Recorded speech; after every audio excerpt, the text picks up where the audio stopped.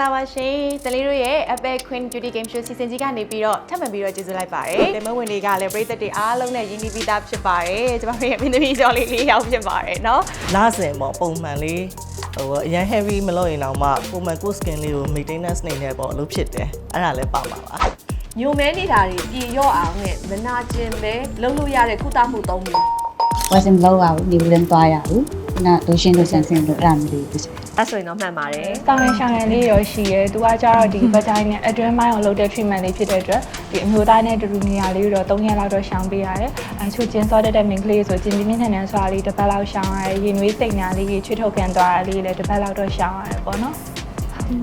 တော့ပေါင်းပြရမလား လက်တိချောင်းလေးထားပြရမလားလက်တိချောင်းလေးထားပြရမလား ဆိုတော့မနေ့ပြန် shooting ရှိရ makeup လိမ့်မယ်ဆိုရင်အဲ့လို mask လေးကတ်လိုက်တယ်အဲ့ခါကျတော့နောက်တနေ့မနေ့ဆိုလို့ရှိရင်မျက်နှာလေးက makeup လိမ့်လိုက်လို့ရှိရင်လှညီနေတာပေါ့အဲ့လိုမျိုးလေးဖြစ်